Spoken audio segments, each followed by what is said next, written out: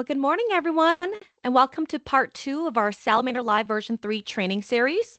So yesterday we covered part 1 on account settings. In part 2, I'll be diving into the changes and enhancements made on the data management side of Salamander Live. So a few things you can expect to see are status indicators, new fields, QR code utilization feature, and more.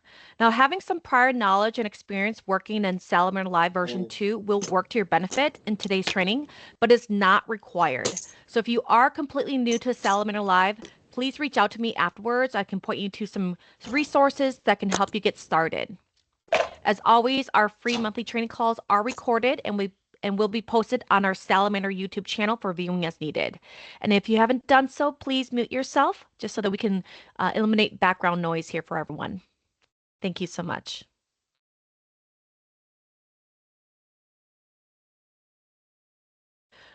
So for part 2 on data management, there are 6 areas that will be covered. We're going to be covering the people page, the equipment page, the new alerts page, the collections page, organizations page, and we're going to talk about the import wizards.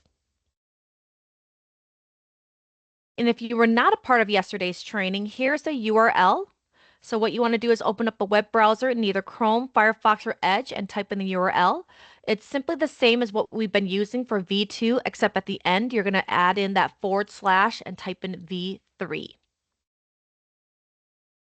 We talked about bookmarking yesterday. We talked about the login process for yesterday. If you missed out on that, I recommend you don't log in today. I will have the video from yesterday posted on our YouTube channel. I'm just working with my marketing team and blocking some of my personal information on there so it's not blasted all over YouTube here.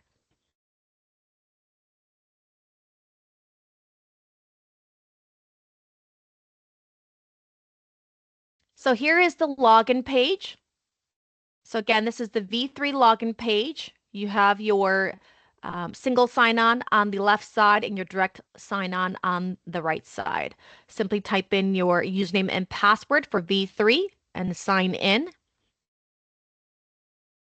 I have multi-factor authentication turned on, so I purposely left this on from yesterday just to show those that it came back from yesterday's training to see what this looks like. So I had set up SMS authentication. So it's sending a text message to my phone. So what I'm going to do is I'm going to get that 6-digit code. I'm going to type that in. Again, this feature is an optional feature that can be set up by your account administrator, or they can require it. All right, so once you log into Salamander Live, we talked about the dashboard, we talked about the menu, we talked about website settings and profile information yesterday, as well as everything related on the account side. Today, we're going to look at this section right here, which is called Pages. And we'll also look at the import wizard as well, too. That's where you're going to see the import people, import equipment. So that's where it's been moved to. So we're going to talk about that last. All right, so let's dive into the changes that's made on the people page. So we're just going to take each one of these one by one and talk about all the different changes on here. So on the people page, you'll see if you were here yesterday, this looks very similar to the security user page. You're going to see that we've got some metrics at the top here. Here's a little dashboard. It's going to show you how many people you have active, how many that have, so QCT stands for qualifications, certifications, and training that are expired. You'll see that it's in red. Print expiring in 30 days, and print expired in for your ID tag. So it shows that I've got 102 that are expired. So again, this is all based on whether or not you've placed any expiration dates on your ID tags when you printed. And then you'll see at the total here is your total number of records. Again, this all goes into play based on the level or package that you've subscribed to for Salamander Live. So those are the big changes that you can see in here on the people page. It's the dashboard with the metrics. A couple things that you'll see on here underneath here is that there are 2 tabs now. So you'll see that this is the list page, so the list view, which we're on right now. And then you're going to see this resource availability page. So if you click on the icon, just note that this is working. However, this is related to the tag app, which we are updating and will be releasing soon here in the next couple months. So we're not going to cover this today. This will be covered in a future training once we release that tag app. And then next to that, you'll see there's a search function as well. Search function, again, works just the same as in V2. You can search by name. The only difference is that you will have to clear out that search once you're done with that search. So for example, if I search by a name, I'm just going to do Scott in here. I do a search. It's going to filter by the name. So if I want to clear out that search, I need to delete that and click the search button again to get rid of that search query. Top right, you'll see the icons on here, very similar to V2. You're going to have your plus button, which is your add new record, your report button, and then this is the columns button. So formerly known as edit columns, it's just now called columns. Underneath that, you'll see it's your list. And next to your list, you're going to see next to the check boxes, which is still the same as in V2, are these status indicators. So there's two status indicators for people. The first status indicator is going to be this very first dot. This is used to indicate the individual status. Give me 1 second just to mute everybody here. Okay, so this is going to show the individual status. So the status in this case is controlled by that status field. Okay, so I'm going to pull up a plus button real quick just to show you. So it's that status right here. So if they're active, they'll always have this green button or this green dot next to their record. If they're anything but active, so any of these that's listed below here, they'll have a red dot next to their record. The second status indicator is related to their ID tags. So their printed tag status. So tag status is controlled by the expiration date that's set on the print options window when you're printing the ID tag. Okay, so if it's expired, or I'm sorry, if it's expired, that ID tag is expired, you'll see that it's in red. If it's active, which means it's not expired, you'll see a green dot. If you did not print off a tag for that individual or you chose not to use expiration dates, you won't see a dot in that second column. So you'll see these two individuals either did not have an ID tag printed for them, or it was decided not to put any expiration dates for their ID tags. So those are the status indicators. All right, so going to the top here, let's take a look at filters. So these are some of the things that have changed here as well. I want to make sure I discuss this. So filters, sorts, still done exactly the same way. So you'll see that there's that down caret next to the column name. Simply click on that and you'll see it's the same format as we have in V2. The difference with this is the filtering. So filtering in this case, so for example, I'm going to filter, I'm going to do a search, I'm going to type in my query, and then I'm going to select an exact organization. So in this case, I'm going to select this Moose County Emergency Management. So I click apply. So I'm just sorting or I'm filtering by this organization. I click apply. You're going to see that's going to filter out my data by my organization I've selected. Now, in V2, you were able to go back in here and add another filter. On V3, you're not able to do so. So you are on this field before you're able to add another filter. So I'm going to show you how you can add a multiples in one so that if you wanted to, let's say, filter by 2 organizations or 3 organizations, I'll show you how to do that. So in this case, if you wanted to filter by multiple organizations, what you're going to do is you're going to type in that organization in this case, and then you can select multiple. All you do is you delete that information, type in the next one that you're looking at adding in here. So let's say it's this one, and you can just keep going from there. And that's how you're able to add in multiple filters in one column.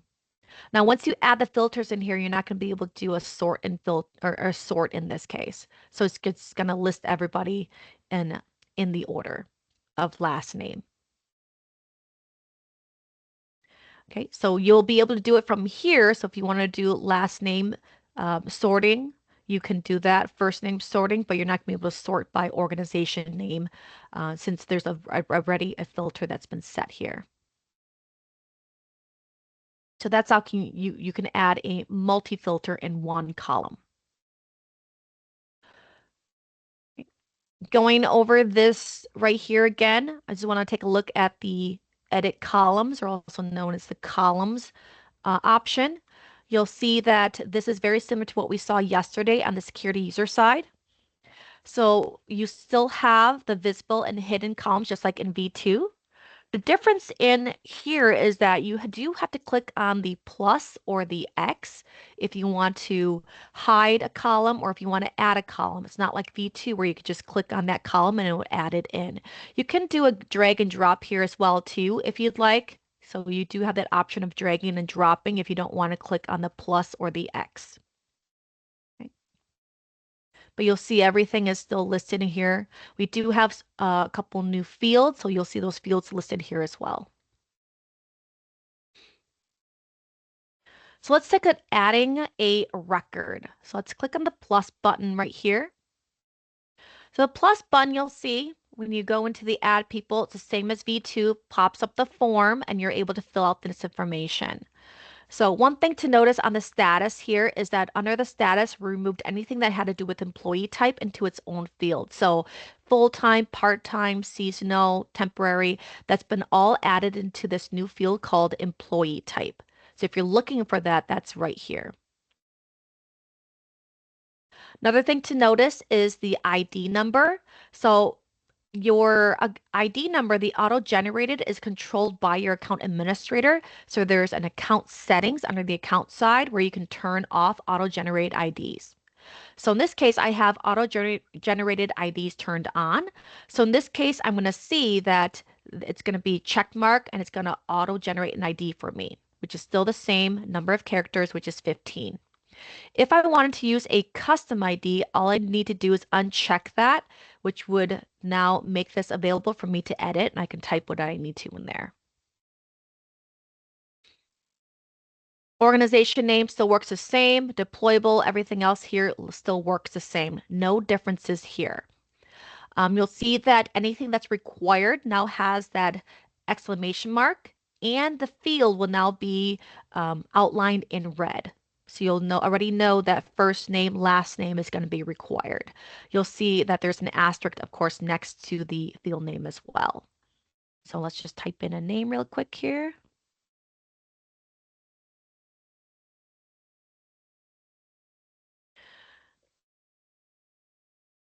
Going to the next tab, you'll see in here that you're not seeing that auto save anymore. So that we did get rid of from V2. So you do have to click save in order to save this record.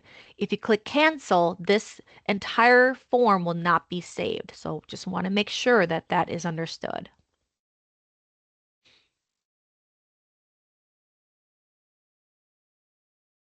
The question on here, if you sort by organizations in the system, will it then stay sorted that way in the app? Yes, in Salamander Live, if you sort or you add a filter, that filter or sort will stay unless you manually remove it. So you'd have to click on that X, remove that sort or that filter in order for that to go away. So once you add that, it stays. And again, that sorting and filter is user-based. So just because you add a sort and filter on your login doesn't mean that it's going to have that sort and filter on someone else's login. Another, on the more info side, you'll see every information that's related in here. It's the same as V2, no changes here. Except we added anything that had to do employment on the employment side. So in here, you'll see employer, station, title, everything's exactly the same. The difference on here is that we did add the $ into the fields itself. This was to eliminate the errors that users were adding in $ into the actual fields themselves, which was causing issues when saving. So we've added that for you in here. So all you need to do is type in the number. Location contact, everything is exactly the same. The only difference on here is that we got rid of the other two. There used to be an other two in here. We got rid of that in here. So you got your primary email, which is again recommended. You got your secondary. And then you got your address information down here. You'll see that now with the address type, we made that required. So in V2, this was necessarily not required, even though it was required. It was never marked as required. Just make sure you select that first. So the options are still the same as in V2. Fill out the information. So it's still the same as you start typing. You'll see it's powered by Google. Select the address and it's going to autofill in the information here for you. Question on here. Do I have the ability to turn off the auto-generate ID for all people? Yes, absolutely you do. So Lisa, you're going to go into the account settings over here. And in the account, you want to click on account settings. And then underneath that, you're going to see where it's going to say you can toggle auto-generate IDs off for people. You can do the same thing for equipment. You can do it for organizations as well. So after I get through here, I can show you again. We covered that yesterday, but I'll walk you through that again, that process. Medical information, everything is still exactly the same. Again, you'll see that we kind of formatted the fields a little bit differently. Everything that was a drop down is still a drop down. Allergies, medications, emergency contact still at the bottom. You'll see the emergency contact. We added many more fields for numbers that you can collect for emergency contact. And there's also a delete button here as well. Last but not least is custom. So any custom fields that you've added, so your account administrator controls the custom fields. That's all done under the account settings. They can add these custom fields in here. They can show it. They can require it. So if it's required, you'll see it's a red outline under this optional field that can have information entered in. That's why it's not outlined in red. Okay, so in this case, I have to make sure you'll see in here, I can't save because I clicked on the address, and so it's requiring this. So if you're not being able to save on here, you see how it's not highlighted, just go back to your fields. Maybe you clicked on something that's requiring something. So again, if you have any required fields, it's not going to allow you to save the form. So all I need to do on here is click on this to remove that address, and then it's going to allow me to save. You see that? Now I can click save, and it's going to take me into my profile. So this is another change that you're going to see throughout the site is that now after you click save or once you update a record, you're always going to see this pop up, this confirmation that your record has been created, your record's been saved, it's been updated. Okay, so you're always going to see this. So there's no guessing now whether or not that record or that update or the changes were actually made. So just click OK to get out of that window. In here under the people profile, let's go from left to right. You'll see in here that you don't have to hover over the placeholder anymore for the profile picture. The icons automatically pop up underneath there. So the same icons that you see in V2 where you can upload a picture, you could take a picture, you could delete the picture. Let's take a look at uploading a picture. So uploading a picture, let's take a look at that process. It's a little bit different. We actually made it a lot easier. So select on a person. So you see with the crop profile image, there's no need for click the green check mark to save active crop. Okay, so it's going to automatically put that cropped window right over your picture. Again, you have the option to zoom in, zoom out. So if you want to zoom out, you can zoom in, make it closer if you need to. You can move the box if you need to. You can make it smaller if you need to. But this right here is the max size. You can't make it any larger than that. Okay, that's all controlled by your account settings on the account side. Okay, so that's all done down here. Once you're happy with that, just simply click save and you'll see it uploaded immediately.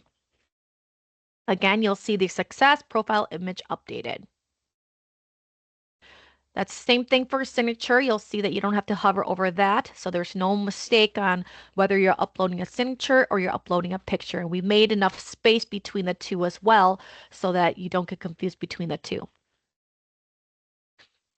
Beneath that, there's a digital tag that's related to the tag app. So if they're issued a tag app, you'll see that listed here. Again, this is related to the new version of the tag app. Again, we'll cover this when we release that application. Below that is the physical tag. So this here is related to the QR code utilization.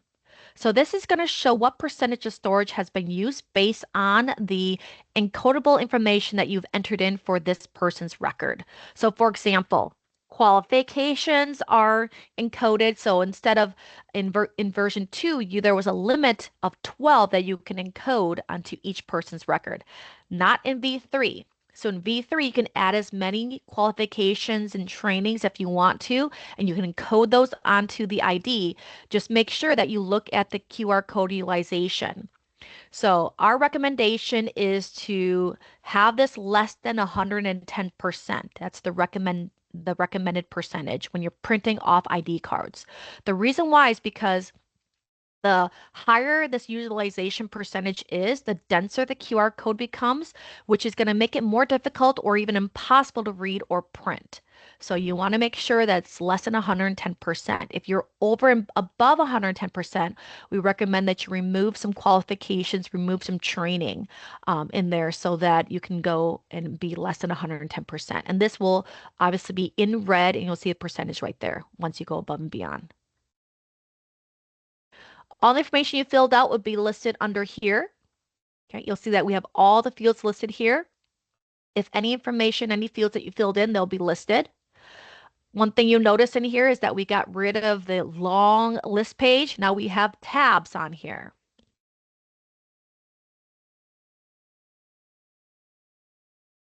For tabs, we have files, formerly known as documents, and V2. Qualifications and training, we split those up into two separate tabs. You got collections, which is collections that they've are a part of, and assigned equipment and assigned events. Okay. So let's take a look at files. Files, this is a different look and feel than in V2. So with this, you're going to see that there's an upload button at the top here. For files that you can add, you can click on that. So files in this case, in V2, the limit was 5 megabytes per file. In V3, it's 50 megabytes. So you can look at that. You can look, it'll tell you right here, files over 50 megabytes can't accept, so anything under than that. And of course, you can't accept any password protected files. Okay, so but you'll still see that we accept all the same as in V2. So for uploading, as simple as going in here, click on the button, upload, let's say upload an image. You'll see the success. You'll see that file listed underneath here. Now you'll notice that one of these has a image or this profile image icon next to that. If you see this icon right here, this lets you know that this is the primary profile picture. So you are not able to delete this right from here. You see this? If you click on this hamburger icon, it's going to provide you an option for you to download, and that's it. If you want to delete this picture, you have to delete it from the primary photo over here by deleting this button right here. You'll see this one that we uploaded that's not tied to the primary picture, the profile picture. You'll see that when I click on the hamburger button, I have more options. So I can download that image now, and I can also view the details and edit. So for every file that you upload in this case, you are now able to add in some details. So you can select the status, you can make it active, you can archive, you can defer it, you can make it inactive. There's categories in here that you can mark for this particular file.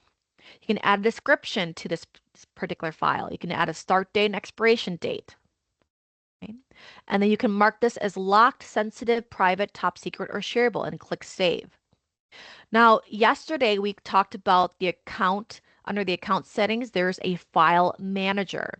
So that file manager, when you click on those files under file manager, it just provides the information that was saved during the file upload. So this is what we're talking about right here, is that the user that uploads a file, and any user that has access to that file, can go in there and change the status. It can add all these different details for that particular file.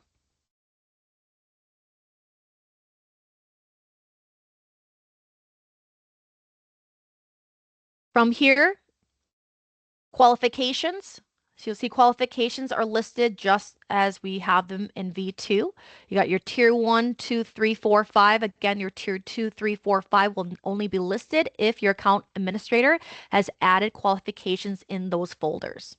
Okay, so adding qualifications, everything is still exactly the same. No change has occurred here, except for when you add the qualification. So in this case, I'm going to add in this qualification.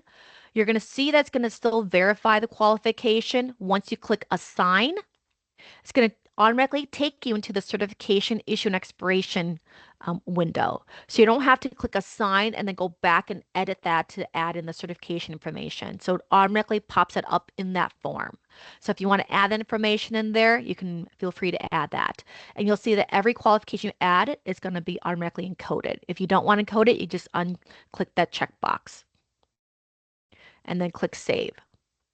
Once you click save, you'll see that qualification has been assigned.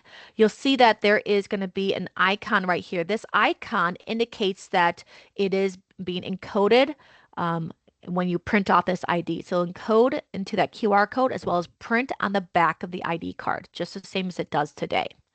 If you click to expand that, you'll see the certification issue and expiration date information.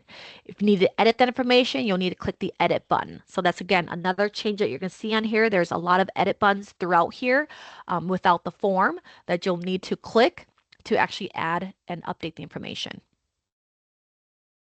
You can still do a quick add. This is all the same. No change has been done on here. So if you're typing in something, it's going to see a little drop down of all your qualifications. Okay. You can still select it from here. It goes through the same process again as before.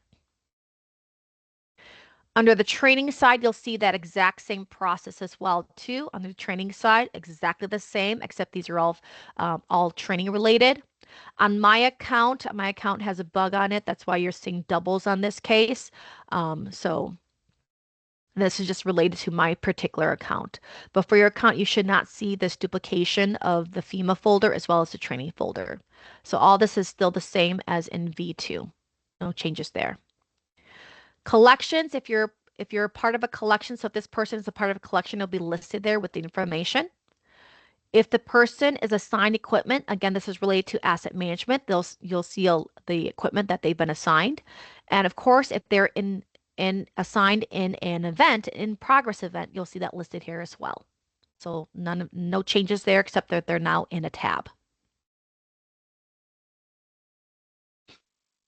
Couple changes here on the delete side. So if you're looking at deleting, just know that if you delete a person in here, so I'm going to delete a person in here. If I delete this person, you'll see that there's some options up here. So there's a delete button right here. You'll see the icons have changed just a little bit. So one thing that you're going to notice on here, and this is going to be through a lot of the different pages, is that when you try to delete a record, you're going to see this confirm delete, which you're going to need to enter in delete to confirm. So it does have to be in all caps. You can't put in lowercase. So if I just type in delete, you'll see that this button is not activated. So I have to type in delete all caps and spell it correctly for me to delete that record. Okay, once you delete it, it'll be deleted and it's permanently gone, and you can't get that back. So you can delete up to 10 records at a time. Other options in here, you'll see some changes in here is going to be related to the multi-edit. So if I select more than two, I can do the multi-edit. The multi-edit, we did remove some of the fields that you can multi-edit from here. So we are pushing for you to use the import people to update more records this way versus using the edit multiple. There's too many errors and mistakes that's happened on the edit multiple side. And so there we have limited number of fields that you can do the edit multiple for. So you got status, organization name, deployable, station, and then the rates. Going back here, you'll see that you've got this icon right here, which is email credential. That's still the same. You can still send an email, so email people, and then printing right here as well. And of course, the copy function. So you'll see that within the record, you're not going to see those options anymore. So all the options are on the list page, not within the record. So if you go in the record, all you have is editing and printing. That's about it. You click on the edit button, that's going to take you into you don't have the pop-up form. This is going to take you into a similar form. You really still have your tabs at the top here. So those are all the changes that's on the people side. So for Lisa, for you, I'm going to quickly just go through this account settings. This is where you're going to go in. Again, this is an account administrator function. This is where you can go in and turn off auto-generated IDs. Just simply click on edit. You can just toggle it off on the ones that you want off. Simple as that. Just make sure you click save. For the equipment page, you'll see this has the same look and feel as on the people side. Okay, same look and feel, same look and feel. You still have your metrics at the top here. The metrics are a little bit different. This is going to be equipment available, so that's the default is available. Equipment assigned, any that have alerts expiring in 30 days and print expired. So we did get rid of the alerts expiring in 7 days. Same thing with qualifications and training. We got rid of that. So now it's just expired or 30 days. These are all, I mean, again, these are all clickable. So if you click on these, just like on the people side, if you click on it, it will auto filter. So this number right here should match your total number at the bottom over here. Okay. Underneath that, you still have your options on here. So with this is your list page. This is your deployable. And then your map function is over here. So your map function is outside of the deployable side. We'll talk about that in a little bit here. And then you have the same icons as you saw on the people side. So for equipment, you're going to see the similar indicator icons right here. You're going to have 3 instead of 2. So the first column is going to be whether or not that piece of equipment has been plotted. So to have this has plot pin, this purple pin, you have to have the latitude and longitude saved within the location and contact tab of that piece of equipment. Okay, so this is just, again, an indicator to let you know that it has been plotted. Second dot on here is similar to the people side. This is going to be the status of that piece of equipment. So the status on here, you're going to have 3 colors in this case. You're going to have green, which means it's available. Red, which means it's going to be out of stock, out of service, missing, or being serviced. And then you could have an orange dot. An orange dot is basically going to signify that that piece of equipment has been assigned. So you do have to have the asset management feature. You have to be subscribed to that to see that orange dot. The third icon in here, you may or may not see. It depends on whether or not you're using or you're printing off ID tags with expiration dates for equipment. Most that I've worked with don't. I don't see a lot of this happening where people are putting expiration dates on equipment tags, except for maybe when it's related to consumable items. But if the tag is expired, you'll see it's red. If it's not expired, you'll see it's green. If it has been printed or no expiration date's been set for that, you'll see nothing in that third column. Now let's take a look at the fields themselves. Let's go into the new button on here. You'll see that all the fields are listed here. So available by default, it's locked in. So if you are adding a piece of equipment in here that you need to change as missing or out of service or being in service, you'll have to create the record first and you have to go in there and manually change that over to one of those other options for status. So it's the same as V2, except we actually have it listed here that it's available. Same thing for auto-generate IDs. I have that turned on. That's why it's auto-generating that. Just click on that to remove that. Now you'll see that the deploy button, there is a change on here. So we've added a new feature in here for deployable. So you have 2 options, account and organization when you're marking a piece of equipment as deployable. So what is the difference between the 2? Account, so if you mark it as deployable account, this means that's going to be visible to all users within the entire account. So when you click on that deployable option, so the deployable side, it's going to show every piece of equipment that's been marked as deployable account. Okay. If you marked a piece of equipment as deployable organization, this is only going to be visible to users with permission to that organization. So I selected the organization SalamanderLive training. So in this case, if I move this and I selected Moosewood, let's say Moosewood County Public Health, and I marked in organization, only users that have access to Moosewood County Public Health is going to see this piece of equipment, this deployable equipment. That's it. So this is going to really help in organizations that may not want the account to see it, but they want to be able to know within their organization what equipment is deployable.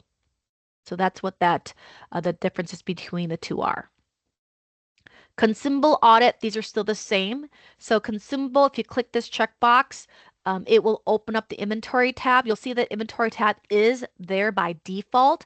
Whether or not you'll see the fields on there is based off on whether or not this has been selected as consumable. Same as in V2, once you save a file or a record as consumable or non-consumable, you can't go back and change that. You'll have to delete the record and recreate it and mark it correctly. Name, again, just type in the name of the piece of equipment. I'm just typing here light tower. You'll see category is still the same as V2. You'll see that we added some new fields here. We have a subcategory now. We have a group. We have a subgroup. So these are all open text for you. I highly recommend that you work with your other team members that does inventory, and you guys all come up with a category list, subcategory list, grouping and subgrouping, so that there's some consistency across the board when it comes to labeling and categorizing of your equipment.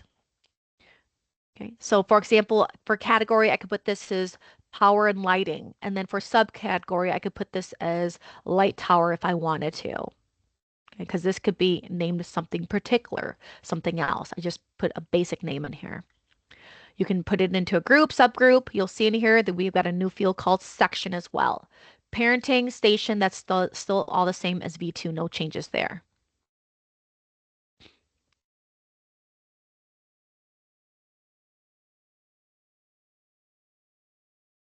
Right. Under more info, you'll see the same information, except what we've added is we've added a part number, we've added size, color, and we also added condition. So condition, these coding are from the DoD. So it's going to put in the coding on here. And again, this is all option information. You'll see that we moved the VIN number out of the more info. We moved that over into a vehicle tab. So the vehicle tab is all brand new. This is all related to vehicles. So any field that you can think of that's going to be listed in here. Everything in here is going to be either a open text for you to type that information in. It could be a drop down, like for example, plate state. And then you'll see primary driver, secondary driver. These two fields right here are going to be pulled from your people database. So as you start typing, you'll see it pop down in the drop down. So that person has to exist in your database.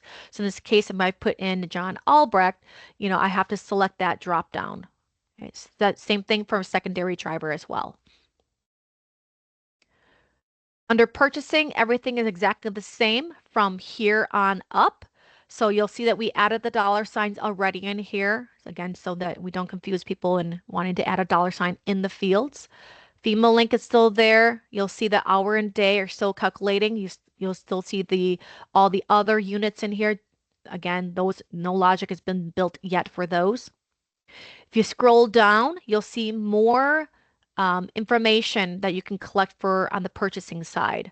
So this is more for acquisitions. If you're looking at this information, you can enter in more information in here on the purchasing side, finance side. Location and contact, you'll see this is all still the same, no changes here. Again, if you selected a piece of equipment as deployable, whether that's account or organization, you're going to need to enter in an address. Okay, so that's going to be, you want to make sure that you do that. So you have that location and contact, you have the contact information down here. You'll see it's required down here as well. So you'll still need to enter that in. Okay.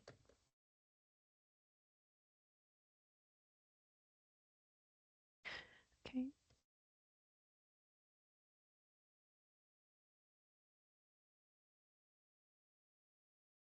Spell.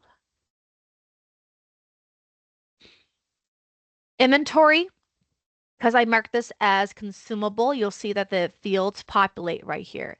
If I go over here and unmark it, you'll see that it's for consumable items only.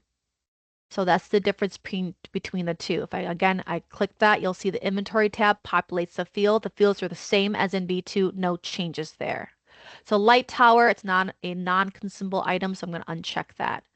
Custom fields, again, this is only for those that are subscribed to asset management. You'll see that they will be listed there based on what your account administrator has entered in. Once you're done, simply click save. It's going to take you into the profile of your piece of equipment that you created. Again, you see the little success button that or window that pops up on here. Same as on the people side, you can upload a picture on here. You'll see the same information. You'll see underneath the available is where you can edit the status. You can go in there, you can edit the status.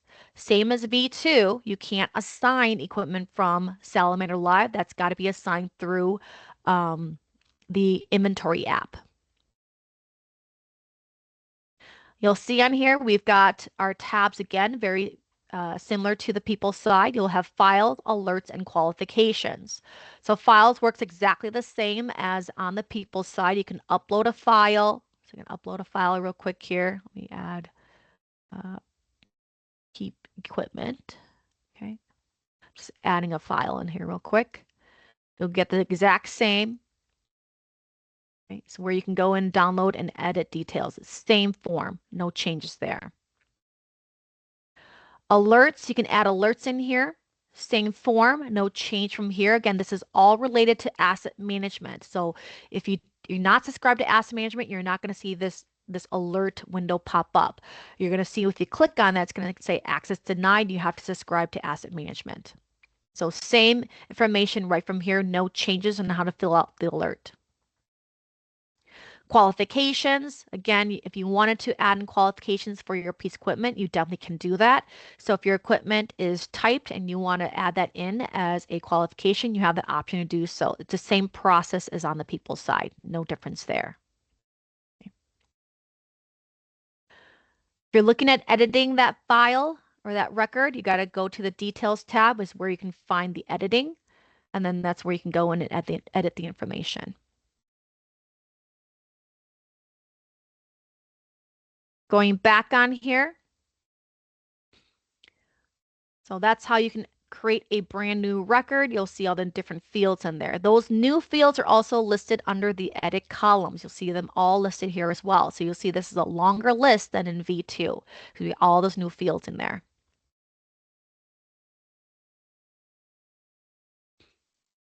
Looking at the deployable side, if you click on the deployable side, some changes made on here. So again, it's just like V2.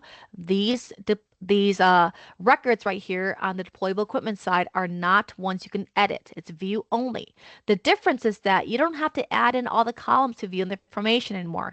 You can actually click on a record and it'll actually pop up a window with the details. So again, it's not going to be all the information, but it's going to be most of the foundational information for that piece of equipment. So the most important ones. Okay. You'll see that all of them should be green. You should not have any that are red under the deployable equipment page. Okay, because anything that's not available will not be will be seen or listed under your deployable equipment side.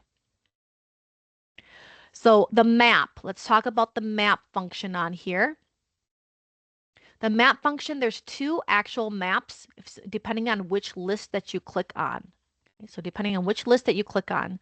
So with the map, the list view, let's take a look at the list view. This is gonna, if you click on the map, this map is gonna show every piece of equipment that's containing a latitude and longitude.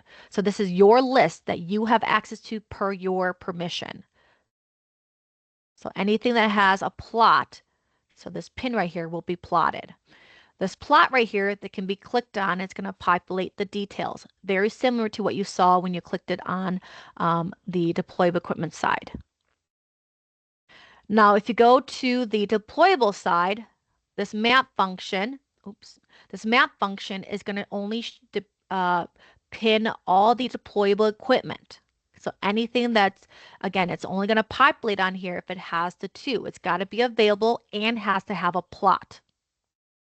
Okay, and it's got to be marked as deployable. You'll see that listed here. Now, deployable equipment can be deployable account or deployable organization. It depends on whether or not you have access to that deployable organization account.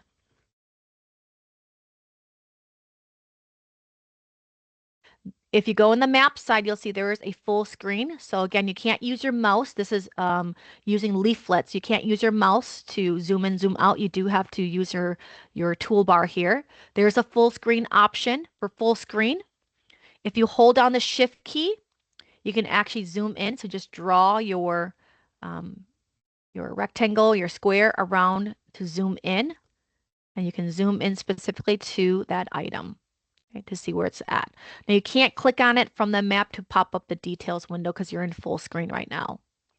So you do have to get out of full screen to be able to click on that to view the details. Hold the shift key and then you can click on the um, zoom out and then it'll zoom back out. If you click on the shift key plus the plus button, it'll bring you back to how you had it zoomed in earlier. Again, I've got all those notations and how you work with this leaflet map in my user guide. So if you want that, you can definitely look through the user guide. It'll have the directions and how to use that again. To close out the map, you just click on it again to hide it. So when it's in view, its hide mode is going to be gray. If you click on it, activated mode, it's going to be the show mode. So that is the deployable. Searching, you can search by name or ID. Same as before, if you search, you got to clear that out and then click the search button.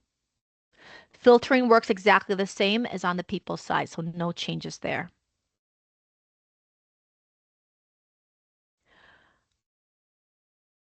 If you're looking at excuse me, multi-editing in this case, if you click on let me go on the correct side on here, multi-editing. For multi-editing, if you click on the record itself, you'll see that, excuse me, the fields that you can edit, edit on the multi side is, again, limited, just like on the people side. So you'll see all the fields that you are able to edit here. If you click back, you can click on a record and you're able to delete, or you can print, you can copy. Now note that deleting is the same as on the people side. You must enter and delete all caps in order to delete that record. And I apologize, I said 10 earlier, it's 30. 30 records you can delete at a time.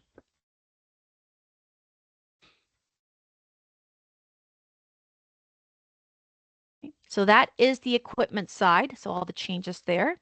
Moving along, alerts. On the alert side, you'll see that we got rid of the alerts list. So in the V2 on the dashboard, we have what's called an alerts list tile. So we got rid of that alerts list tile and we created a page called alerts. Why do we do that? Because it allows you more accessibility. You're able to filter out, you're able to pull up reports, you're able to kind of look at the metrics here on the alert side. So it gives you a little bit more information than what you did and what you had for functionality as a tile. So in here you have your metrics at the top there, how many expiring 7 days and 30 days and last expired 30 days. So again, these are all ones that you are able to filter. So you click on a metric, it's going to auto filter out your list. Okay. In here you are able to filter out your alert status. So what we couldn't do in V2, so I can go in here, I can look at all my pending. So any pending is going to be in blue. Anything that's not, which is completed or expired, will be in black. So you can basically, when it comes to pending, you are able to multi-complete pending, but you cannot multi-complete any that are expired. So you'll see in here, I can multi-complete. I can click the checkbox up here, which is the complete. And the difference between V2 and V3 is that in the multi-complete, you're now able to add in completed notes, which you couldn't do in V2. So you can select the date, and here you can't choose a future date. You'll see it's all grayed out.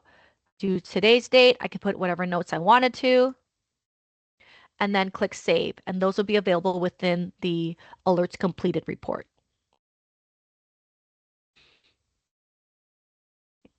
There it is. So if I remove that filter, you'll see that I can go in here and I can complete these ones that are expired. Again, I have to do them one by one from this page. So in this case, I can do a complete same thing. For any that are completed, you can view that. You'll see that it's grayed out. You'll see the completion as well as the notes on there. Now, if you wanted to go into any of these, this is going to be a ticket that we have that you will be able to click on this to go into the actual record. So that's the one feature that you could do in V2, which you can't do right now in V3, but that ticket is being created and it will be released in a future update. Now for editing, editing is not done on this page. If you need to edit an alert, you do have to edit that on and within the record itself. So you have to go into the record to edit that alert. Okay. So you'll see that anything that's expired, you can't edit. So if I go into one that actually has an alert, I have to look at the ID number real quick here. Let me see what the ID number is. These are all expired. Oh, let me go back to pending real quick here. Add a filter so I can look at a record that actually has one.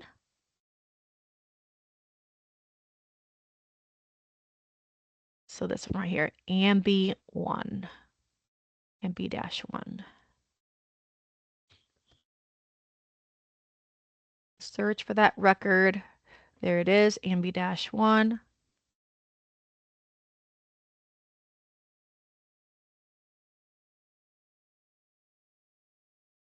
Do you see all these expired?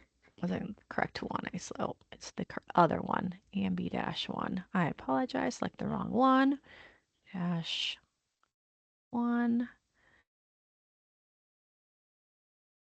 If I go in here to the alerts, you'll see that on any that has pending is going to have that edit button right next to it.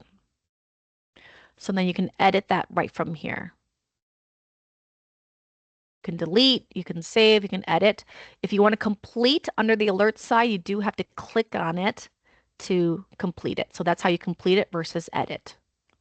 And of course, any of these that are expired, you can click on those to complete those as well. But you can't edit because they are expired. So that's the alert list.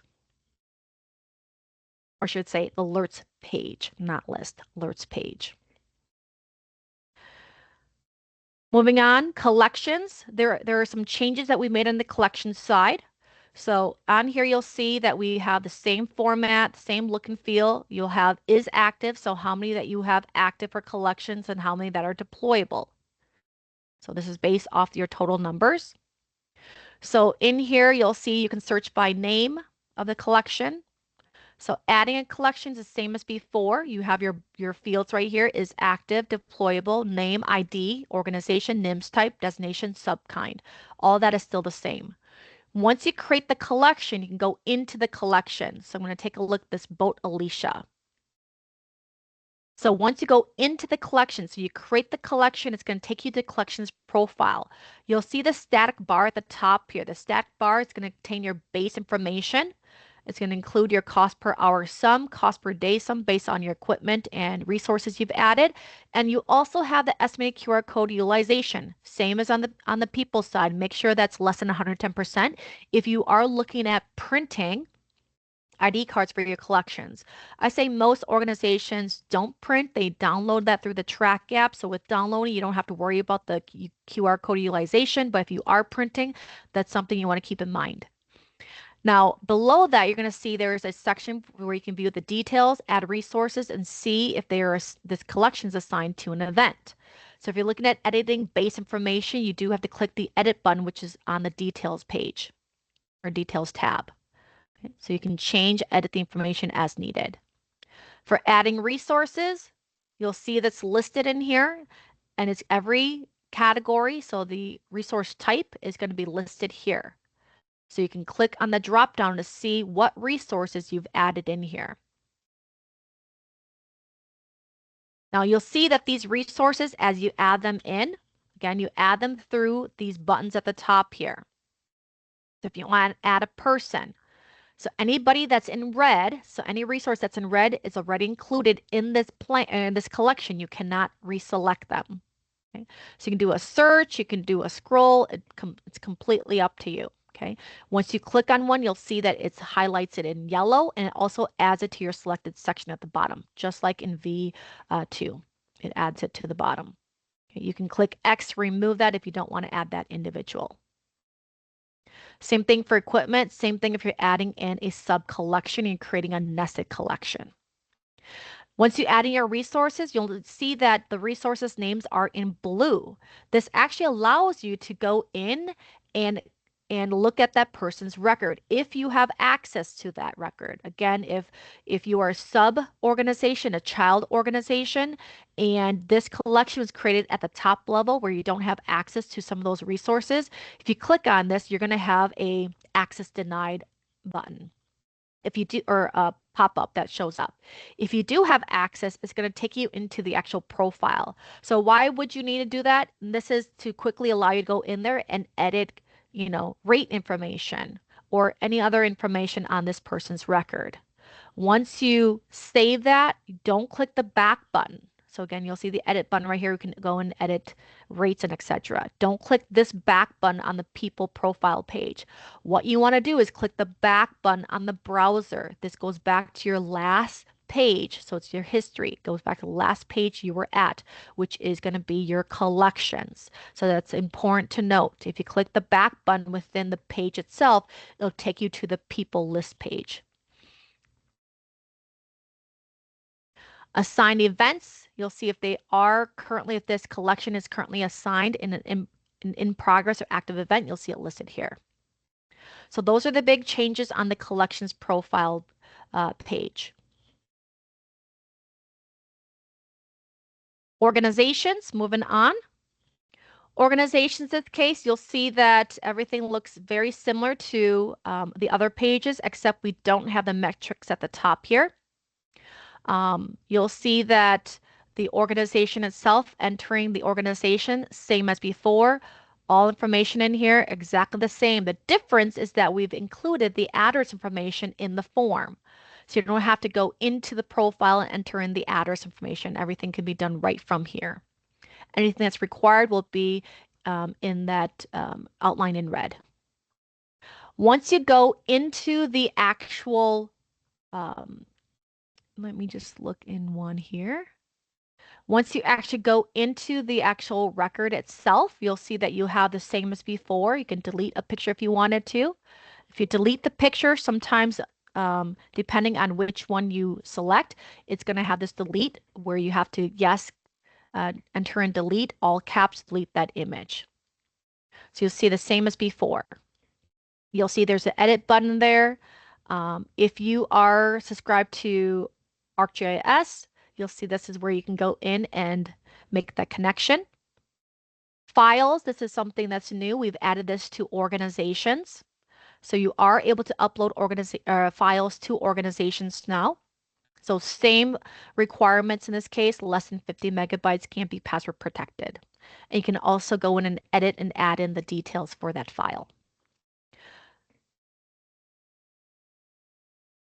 Medical reference data. This is related to rapid take evac. So in our prior version, even in V2, medical reference data was entered in version 1. So we've removed all of that from version 1 and we placed this in here. So this is going to be underneath the organization. So whatever organization your rapid tag evac computer is tied to, that's the organization that you want to go in here to add in your facilities, special needs, gender, triage.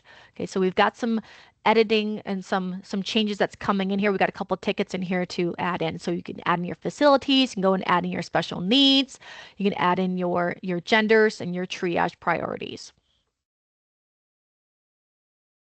Please unpack the ArcGIS connection a bit. So ArcGIS in here, the ArcGIS feature, this is a subscription base, so allows you to, when you make this connection, what happens is that all your events will be sent up to ArcGIS, and there's an additional map feature in ArcGIS that you're able to view all your resources. So there's different layers that's built out in your ArcGIS account. So you do have to have an Esri account.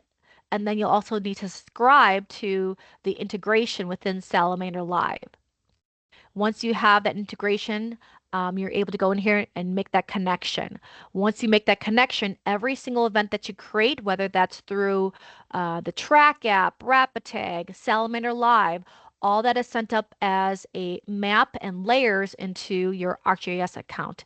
And from there, you're able to add layers on top. You're able to see all your resources as they check in. You'll see your Track apps pinned. You'll see your Tag app users pinned. So I've got resources on that as well where you can go in and review that information. So this is an additional feature. If you're interested in that, please contact your local sales rep. They can provide you more information. They can also provide you a demo and how all that on how all that works. So that is the organization side and all the changes there. Um, let's just go quickly into the organization tree. Organization tree in V2, everything was listed in red. Now it's in orange. So account level organizations are represented in orange. Same thing, no difference here. Salamander is going to always be at the top. Your second tier is the account owner, purchasing organization, and from there is all the child organizations and grandchild, etc. down. So same look and feel as in V2, except it's in orange. So that is the organization side. Looking at the assignment side, no changes has been made here. Everything is still the same. So again, you can click on the assignment. If you want to edit, just click on the assignment, you can edit. So this is all the same, no changes on the assignment side. Now moving on to the wizards. The wizards, I do want to talk about this. I know we're at 11:03 right now, but I do want to talk about the import wizard. Everybody's going to see visitor management in here. Now, um, this is going to be something that's going to have denied access right now. I have access to it right now, but most individuals will have access denied. We are still finishing this. This is not completed yet. We've got a couple tickets out on here before we release the visitor management, as well as the quick check-in and any future wizards that we have in here. Now, import people, import equipment. What I want to talk about here is that the import process, as you saw in here, there's a couple new fields on the people side and a bunch of new fields that's available on the equipment side. Now, we are still working on the import and adding all the new fields, including custom fields, into the import wizard. So as of today, if you go into the import people and import equipment, the template is still the V2 template. The instructions are still the V2 instructions.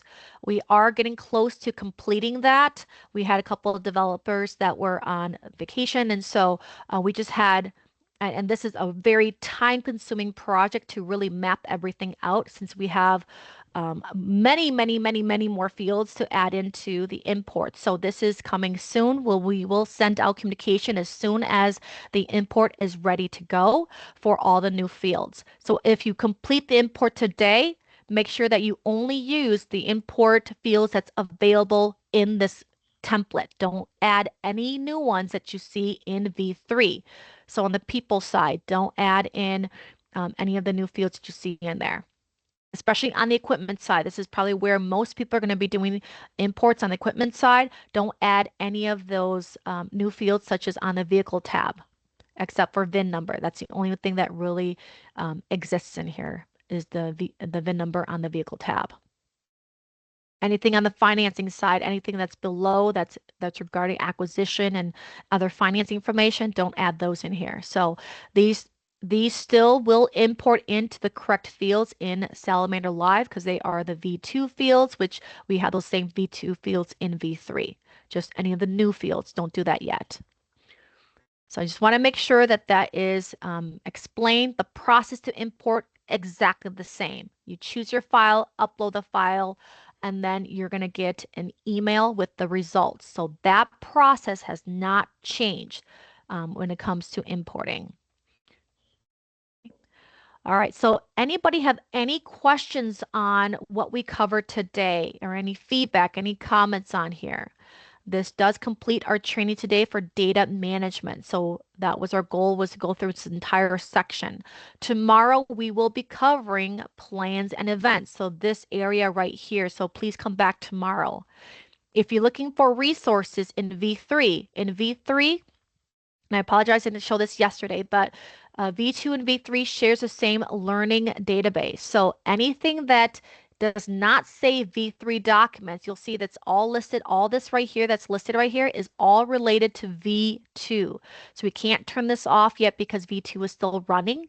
If you're looking for V3 documents, you got to make sure that you click on where it says V3 documents, which is at the very top. You'll see release notes that's related to V3 and all their user guides. I am still in process of creating the tutorial videos. So those will be tutorial videos.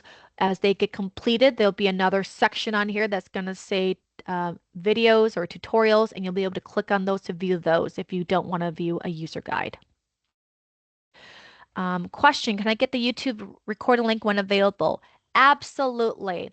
Anybody that wants the YouTube link once we are done today, please put your email in the chat and I'll send that over. This one will be a lot quicker because I don't have to block out my personal information. So as soon as I get this, I will send this over to anybody that has placed their email in the chat. Again, if you don't put your email in the chat, you can always go to our Salamander YouTube channel. You can view all the videos right from there as well. You just search for us and you'll find us in there. Other than that, are there any other final questions that you have for me for V3 when it comes to data management?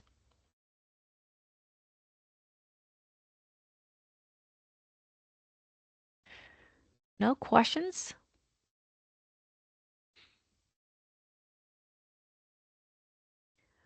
All right. Well, thank you so much, everybody, for your time today. I really appreciate you guys staying later with me, an extra 8 minutes. I really appreciate it. We just had a ton of information to cover, and I try to put everything within an hour.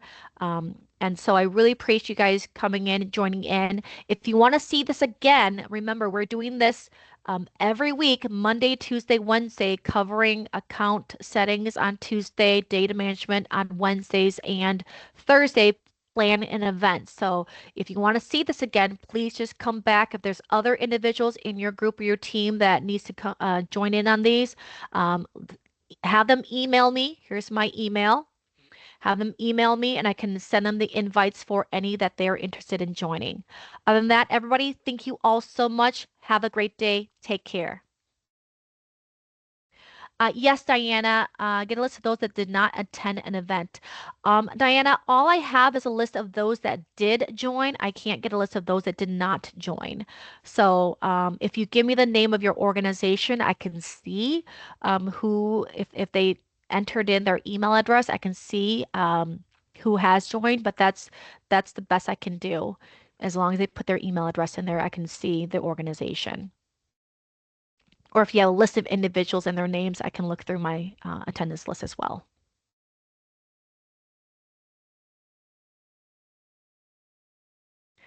All right, everybody. Thank you all so much. Have a great day. Take care.